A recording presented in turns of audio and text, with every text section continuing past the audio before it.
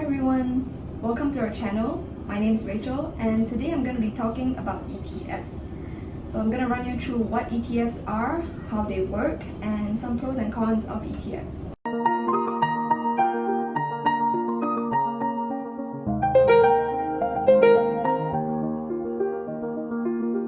So let's start with what ETFs are.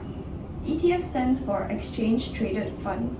So what this is basically a combination of different types of securities, commodities, and bonds all together in one small packet, and you are trading that packet. Alright, so there are different types of ETFs. Some are a bit more passive, some are a bit more active, some are more volatile, while some are less volatile. So one example of an ETF would be a sector-based ETF.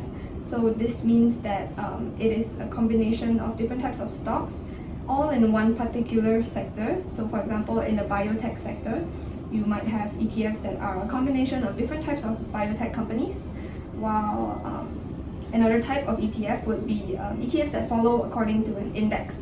So for example, the SPDR follows the S&P 500 index, and it has companies that are in the S&P 500. So how do these ETFs work?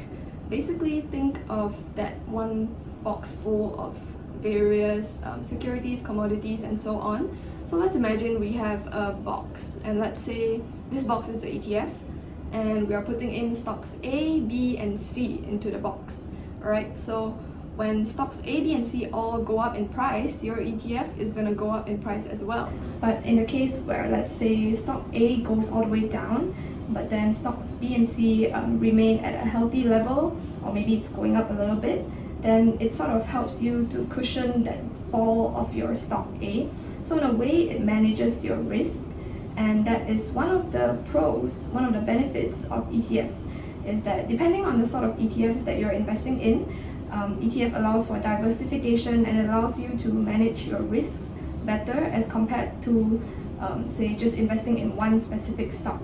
But this really depends because, like I said, some ETFs are sector-based. So if you were to invest in, let's say, a sector, and this whole sector falls all at once, so for example, like during the start of the COVID pandemic, maybe businesses from the traveling sector, their stocks might all fall at once. So if you invested in this ETF, then that might be a bit risky for you. But some other ETFs are a lot more diversified, and it allows you to manage your risk. Another benefit of ETFs is that you don't have to pay that high of an expense or fees for investing in an ETF when you compare it to, say, a mutual fund.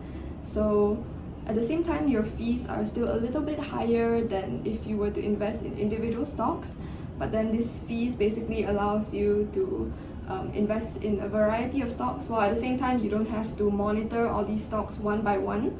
So I really think that is beneficial, especially for people who don't have that sort of time or energy to be watching and monitoring different stocks all together.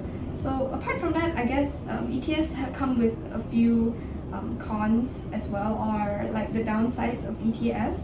And one example of this downside is that sometimes ETFs, depending on what you're trading, some ETFs are a bit less traded, so they're less popular, and sometimes that can lead to problems in terms of getting the sort of price that you want to buy it at, or selling it at a certain sort of price, because there aren't a lot of buyers and sellers in that market. So you really have to do your research before investing in the ETF that you are interested in. I personally like ETFs quite a bit. I actually have been very interested in looking at one particular type of ETFs, and these are ETFs that are focused on the disruptive technology.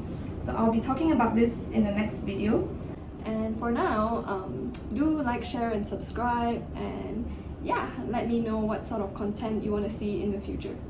Thank you!